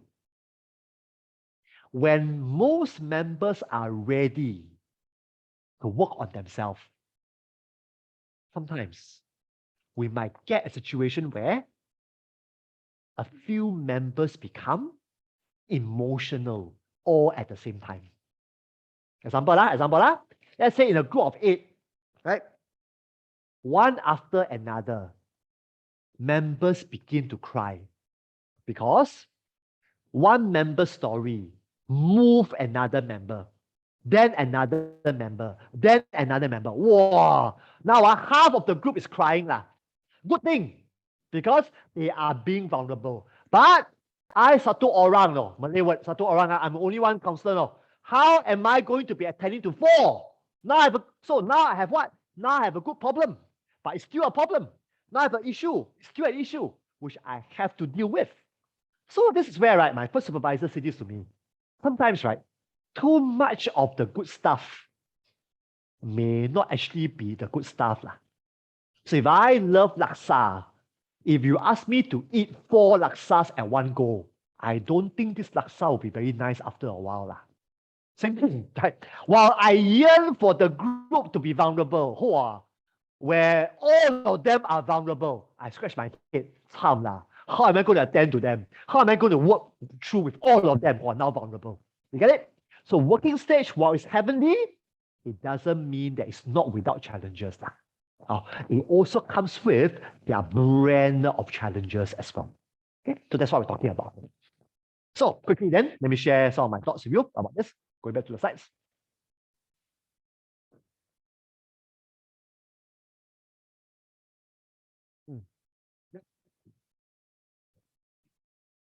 So you can see, right? One of the major characteristics of a working stage is participants are usually eager to initiate work. No need to ask them.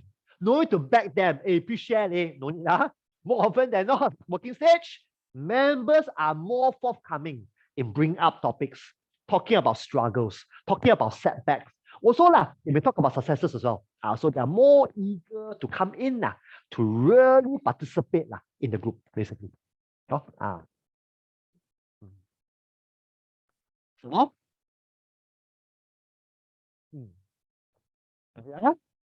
you also find, sorry, to pass. You also find, usually the inter-member interaction tends to be more meaningful. Even if there were to be conflict, you'll find the way that conflict is being addressed, the way that difference in opinion is being expressed, usually has a more respectful feel to it, rather than after each other's blood kind of idea. So that's what you will see in the working stage as well.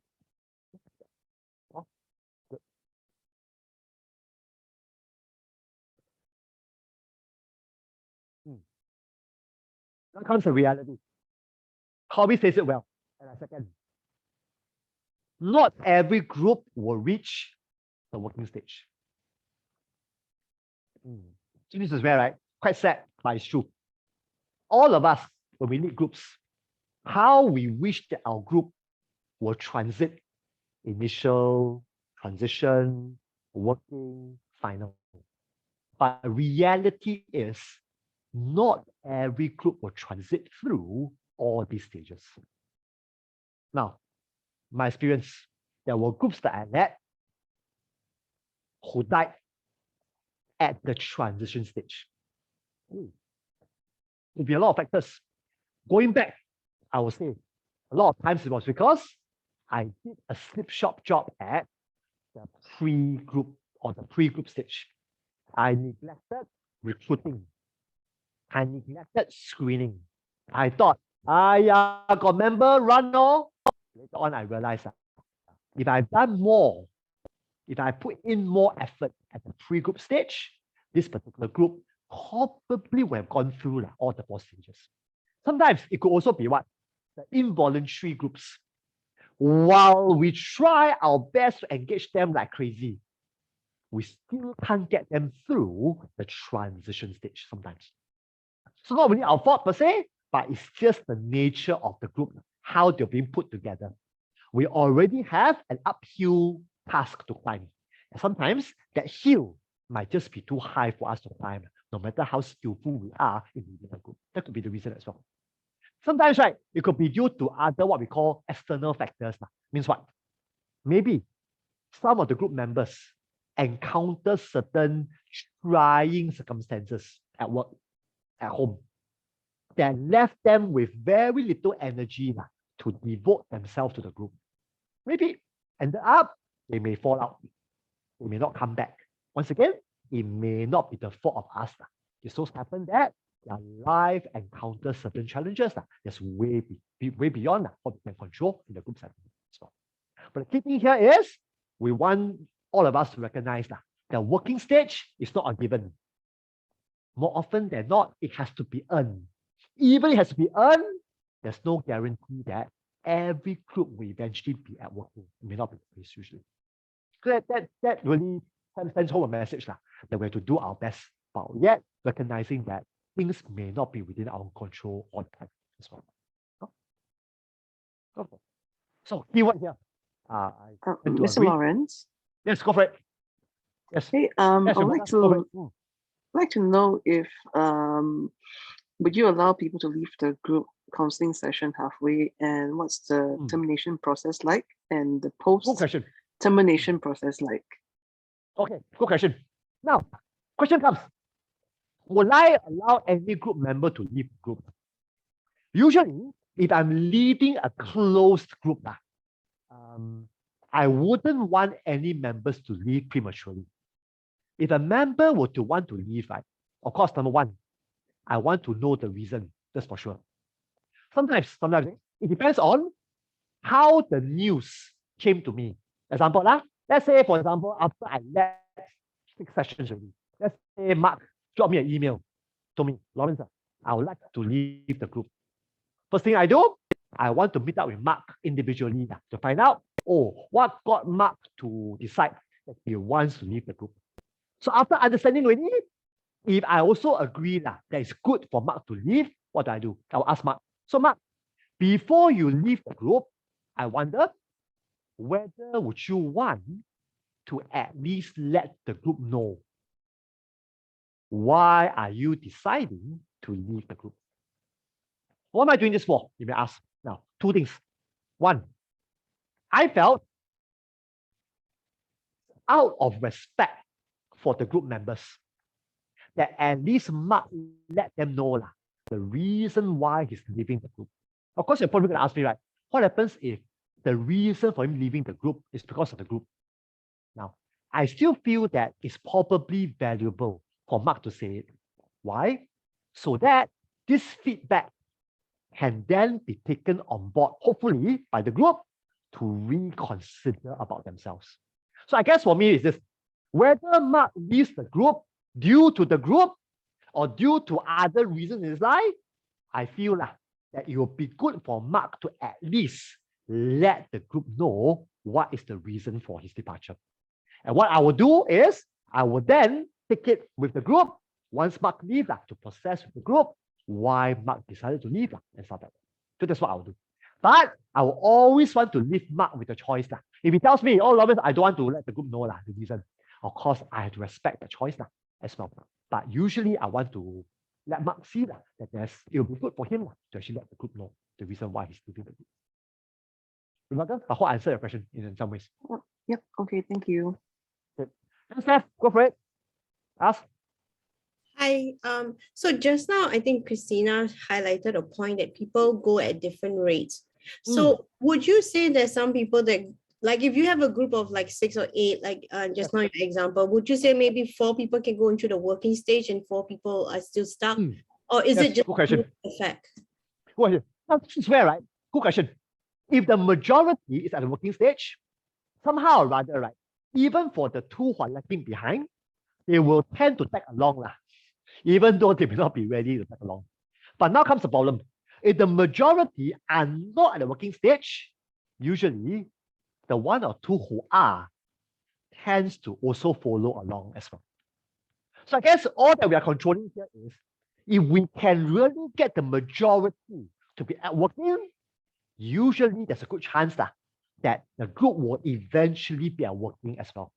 But the majority are not at working, chances are the rest or the minority who are working may also be put back as a result of that as well. Sometimes that's what I'll do. Let's say majority not working, 2 are in the working stage. I may then offer, so for the 2 of you who are in the working stage, of course I won't say this time, maybe we can take it 1-to-1 to take you further. So if they are not already seeing me 1-to-1, I may want to offer the 1-to-1 option to them. If this group is about to be terminated, because majority of them are not going to continue with me, basically. So that'll be what I'll do usually. So I guess it depends very much on the dynamics, whether the majority are working or not. So that will determine how things will be generally. Okay, quickly moving on. Yes, look at that. Better move. Okay, now, very simple. Yeah. Okay. So now, as you can see, title tells you all. Aha. Yeah. Speaking with intense emotions in all members or simultaneously. So means what? Like I said just now, right?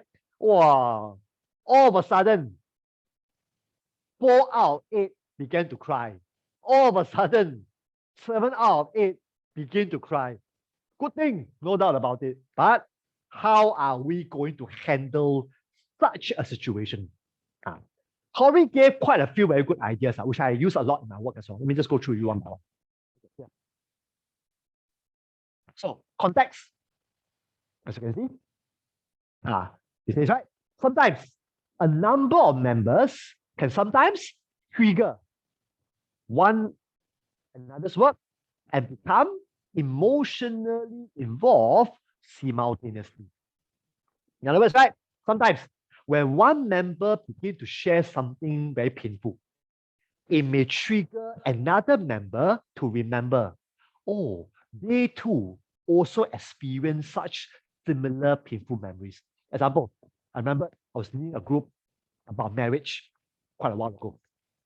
It was supposed to be kind of a happy thing, because we were talking a lot about preparing for marriage, right? But for whatever reason, one particular couple began to share about how, while they're looking forward to getting married, they are also kind of fearful about what they may stand to lose when they are married. And as they begin to share about what they stand to lose when they're going to get married, wow, 3 other couples begin to tear. Why? It dawned upon them too that they may stand to lose a part of themselves when they are going to get married to the other party. So before I know it, wow, it's like macam got four pairs, out of 8 pairs, wow, it became really emotional. And this is where I have to begin to handle it as a result of it. Got it? So that's what it means. So one member story may trigger another member's story to be emotional. That's how it happens. Good. Okay, so what do we do? Yeah. Now, one technique that we can do is this. We can just choose to focus on one member. Meaning, let's say there are 4 members crying, right? Sometimes it doesn't mean that we have to attend to all 4. Doesn't mean that. Sometimes by me attending to one, what I'm doing with one, it will already make a difference to the other 3. Especially if all these 4 members, right, are all having similar issues. Got it? So doesn't mean I have to attend to all 4. Sometimes attending to one may already trigger down the effects to the other 4 or the other 3. Sometimes that's what I do. So that's one. Second thing that I remind to do is this. Now, sometimes, right, if the group has stabilized members, I may want to utilize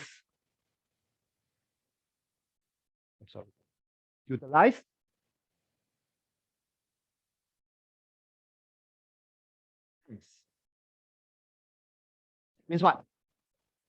I may, let's say for example, a group of 8 people. Let's say out of 8, 4 became emotional to cry. What I do? On the spot, right? I knew that I cannot be attending to all 4. What do I do? On the spot, I may say, okay, why not we get ourselves into pairs? I will now pair the 4 crying members with the other 4 who are non-crying members. So I may intentionally, right, do the pairing. Oh, so John, I'd like you to pair up with James. Peter, pair up with Matthew. Luke, pair up with whatever. I'll intentionally do that. I'll give an instruction. Okay, in your pairs, I just like the listeners, those who are not crying, to just be attending to those who are crying. Just allow that space for the people who are crying to let it out, whatever. So I'll just give a general instruction. What I'll do, I will then float around to all the 4 pairs. So I may float around. So pair 1, I may just float there, see how things are. Then I'll go to pair 2, pair 3, and followed by pair 4. That'll be what I'll do. So I'm just leveraging on the stable members to help anchor for a while I split myself up to attend to all the 4 members in pair work, so that hopefully that will make a difference in calming them down more often than not. So I do that quite often. Okay, great. Now, sometimes, right, despite it's important,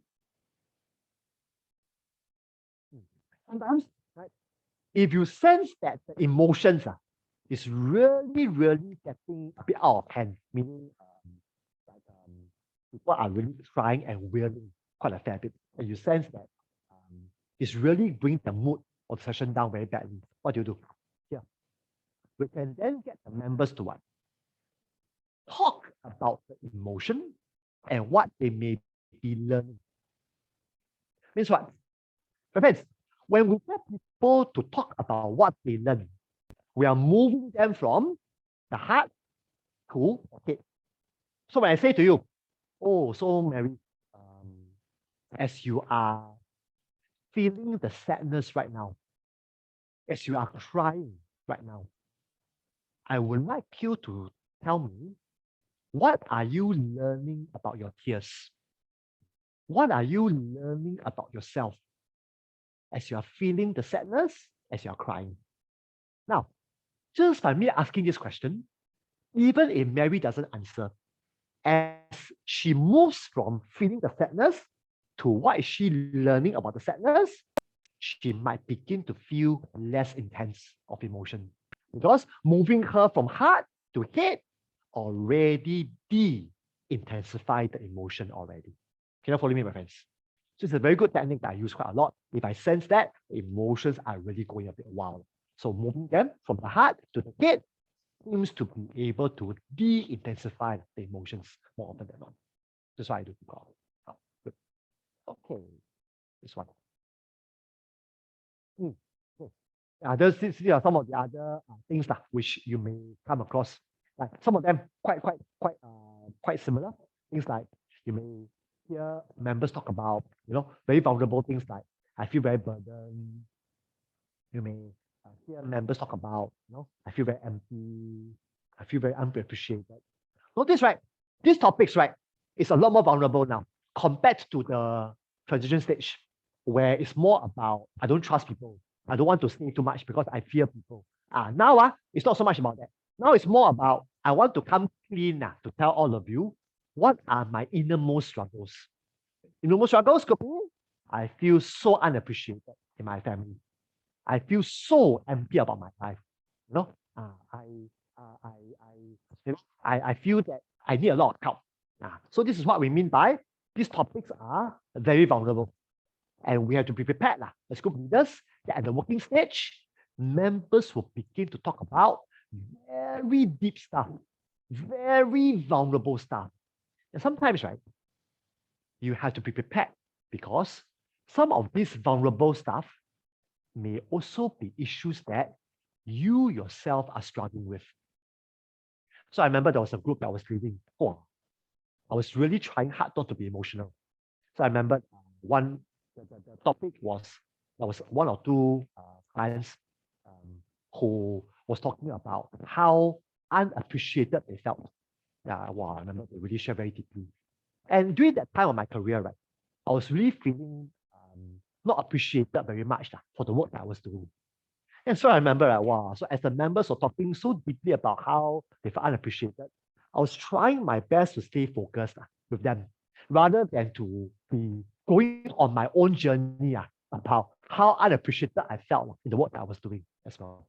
Sometimes, right, like I said, while we want the group to talk about all these big things, we also have to make sure that we are present with them and not to allow our own issues to come in the way as we are helping them as they talk about all these deep things as well. So it's a different kind of ball game that we are working with at the working stage.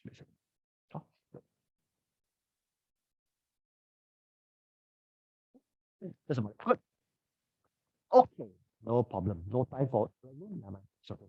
I will go that next week. Sure. Any questions about the working stage?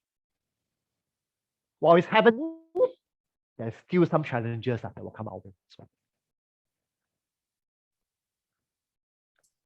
Mr. Lawrence, like just saying that the counselor might be feeling the same thing, and then we have to refrain ourselves from do the part of sharing, but more of like listening to them.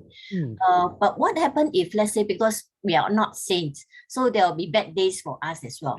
So on occasion that the days are really that bad and we are feeling really down, do you suppose that we should have somebody in with us during the counseling session? Okay. Or should we just call off that session altogether? Good question. Now, I guess two things here. One, I would normally want to introduce someone new. I will not, because like I said, trust has to be earned. So can you imagine, right? If I were to bring in someone new, the group may feel I'm doing two things. I am disrespecting them. And I am forcing them to trust someone so new about the life story. So I wouldn't want to do that. Oh, that's number one. Number two, now, before I decide to call the session off, I have to ask myself whether would it be beneficial for me to let the group know where I am at today. Now, like I said, we always want our group members to be open, to be genuine with us about their struggles.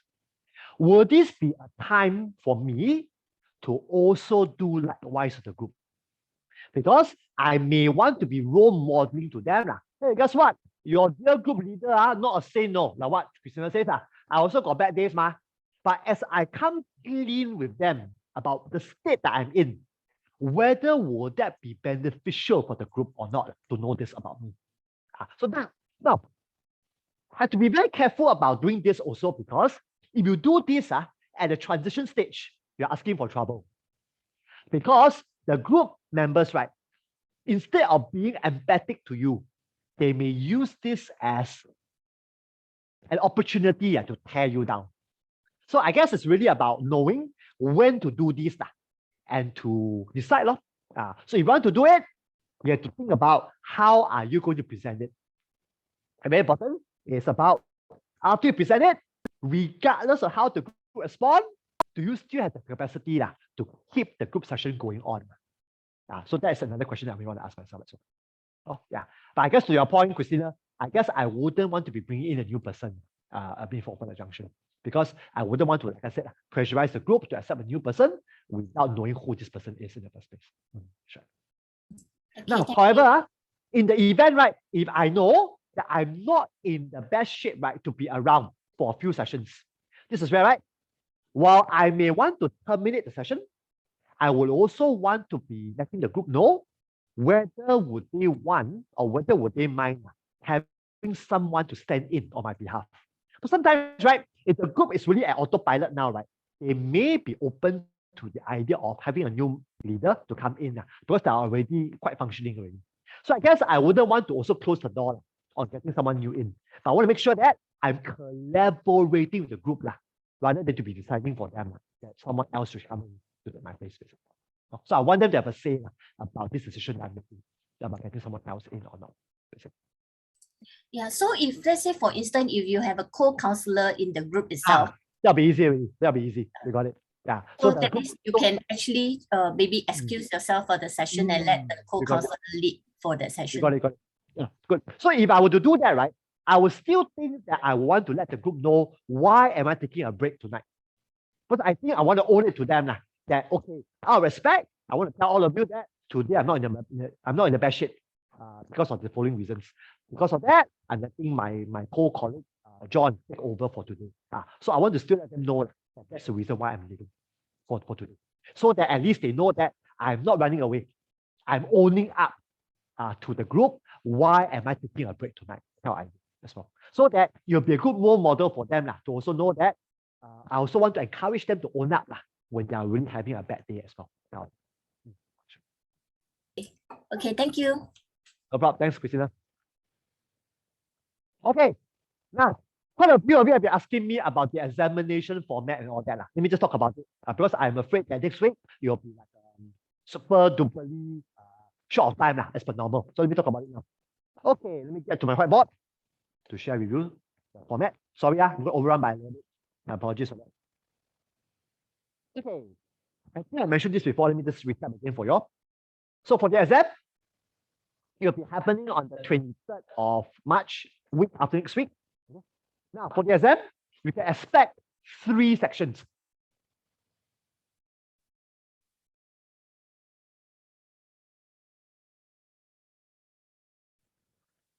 Now, section A, MCQs. There will be 10 MCQ to do. Section A will occupy 10 marks. So 10 MCQs to be done for section A, occupy 10 marks, which means every MCQ question will carry 1 mark. Simple as that. Section B, I call it the short, structured questions. So there will be 2 short structured questions for you to answer. Okay. Session B will also carry 10 marks as well. So each of the short questions will carry 5 marks. So 2 questions will add up to 10 marks for session B. Which leaves session C to have the heaviest weightage. It will be 30 marks. So, very important. For the exam, it will be based on 50 marks. Like I said, remember? For your project, 50 marks. Exam, 50 marks. That's why exam only will be occupying 50 marks of your total grade, basically. So for part C, right, there will be 2 essay questions. Okay. Each essay question will be 15 marks. Add up together, you have 30 marks for section C. Now you can expect, right, for the 2 essay questions, there will be multiple parts. Meaning, so 50 marks, right? Maybe part A will occupy 5 marks. Part B may occupy 10 marks. That kind of thing. So you can expect that the mark distribution will be clearly stated for you in the essay question. So that based on the marks distribution, you will know how much am I looking for in terms of writing. Oh, got it? So make sure you pay attention to how the marks are being distributed for the essay questions. So you know how much to write in response to the mark distribution, basically. Am I making sense so far? Now comes the topics to focus on. Come. Now, come out to join you. First thing, okay? Make sure you have a good read of all your PowerPoint slides. Important, I say again, make sure you have a good read on all your PowerPoint slides. That's the first thing to remember. Number 2, now, the additional notes I gave all of you, right? Okay, now, very important. Now, the transcript, of course, you can ignore. But the handout that describes to you the 15 group counseling responses, make sure you have a good read about them as well. So I say again, so first thing to remember, have a good read of all the PowerPoint slides. That's the most important thing to do. Second thing to do, make sure you read the stack of handouts that describes to you the 15 group counseling responses. Okay, so if I were to be you, have a read on them as well. So that's all if I were to be you. So no need to read through textbook, no need just the PowerPoint slides and the handout that explains to you the 15 group counseling techniques that will do for preparation for the examination.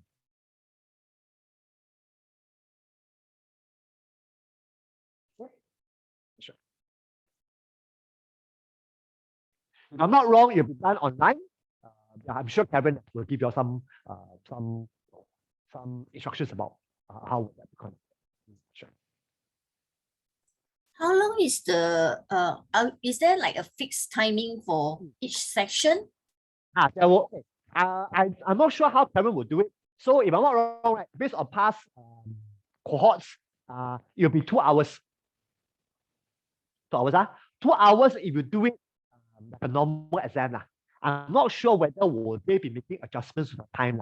Now there's going to be done online. I'm not sure about that. So let me check in with Karen. I'll get back to you all next week. We come back together for our final lesson. Okay? Because I remember, right, when you did your developmental side MCQ, if I'm not wrong, I think the time allocated was quite short, isn't it? Because I think they didn't want you all to have too much time to refer or whatever not. So I do not know whether the same applies to this examination as well. So let me check it out with her. I'll get back to you all next week. Sure. Mr. Lawrence, can I just Yes. ask you? Oh, I can't hear you very well. Judith, yes. Yes. Mm. For the essays, the 2 essays that you have, do Yes. you roughly know how many words the essays are going to be? How many words? I guess the mark allocation will tell you roughly what are the points or number of points that I'm looking for during the essay itself.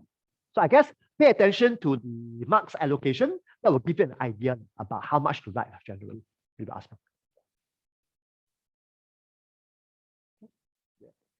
So I refer to I'm not sure about that, Stephanie, to be honest with you. I'm not sure about that. So I check with Karen. I'll get back to you about this. If I'm not wrong, you probably are not allowed to look at notes. If I'm not wrong, but let me clarify that with her. I'll get back to you about that next week. So, but if I were to be you, it'll be good for you to start reading now. If you have done with your group project, it'll be good for you to start reading your notes already from now all the way till the 23rd of March. If I were to be you. Let me check in with her. I'll get back to you. So, Lawrence, how is next week's lesson going to run? Good question. Very good. Now, next week, this is what's going to happen. When we come back together, Sylvia, are you still there, Sylvia? Yes, I am. Good. Okay. How many groups again do we have next week? We have 6 Number of groups. groups. 6 groups, Good. Okay, come. So let me go back again to share with you all. Okay, good. So you can remember, right? Okay, basically, right? This looks like, so every group will be given 10 minutes to do the presentation, as well as 10 to 15 minutes to do the mock-up group counseling session. So conservative, every group I'm looking at about 20 minutes. So every group, each group, about 20 to 25 minutes.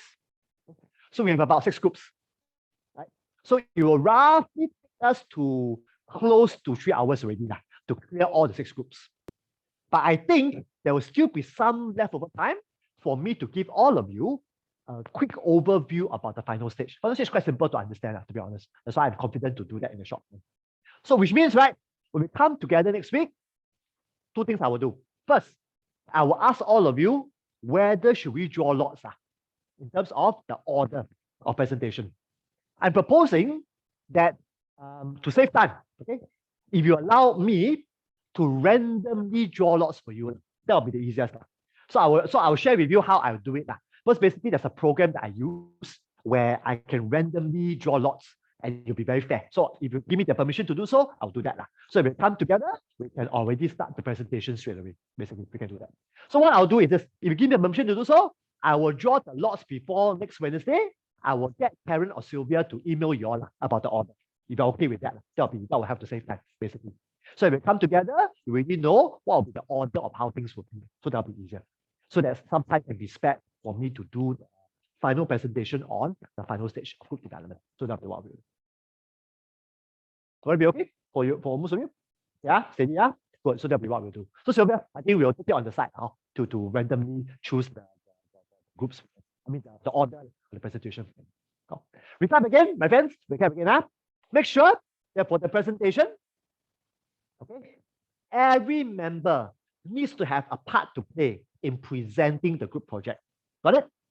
So very important. So it's not about one member, bao ge liao. Bao ge liao just means I do everything. No, I would like to see every member have a stake in presenting the 10 minutes presentation. Got it? Very important. When we get to the mocked up session, same thing. You are more than welcome to read from the transcript. No problem. We can do that. No problem. But make sure, like I said, when you come next week, okay, make sure you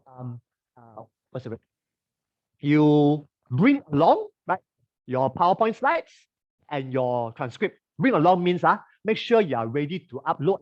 That means upload so that the rest of us can be following your presentation along as we download the transcript and also your PowerPoint slides, basically. So make sure you are ready to share that with all of us so that we are able to follow you through as you present, as you do your mock-up presentation. So that's important. Mr. Lam, so you guys will flash the presentation for us? Okay. Presentation wise, right, I leave it to the gang of you. If you prefer us to flash, we can flash it for you. But if you prefer to do it on your own, I will leave it to you all to decide as well.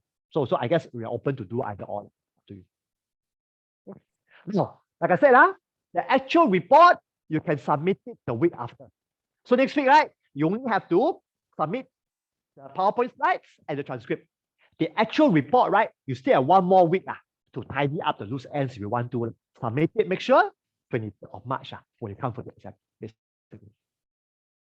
Lawrence, for the transcript, right? While we are doing the mock session, do we have to read out the response and intent or we No just need, read no out need, the no need, dialogue? no need. No need. Dialogue will do.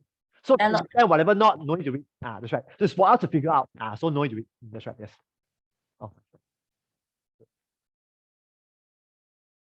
Okay, what to do? Unclear so far? Yeah? Good, steady. Again. Okay, so sorry, wow, overrun. Okay. Have a good week. I will see all of you next week for your group presentations, and I'll wrap it up together. Thank you so much. Good night, Mr. Lawrence. Thank you. Okay, man. See you. Good night. Bye bye. Thank Take you, care. Take care. Lawrence. Bye bye. See you. Take care. Thanks, Lawrence. Stay safe, healthy. Take care. See you all.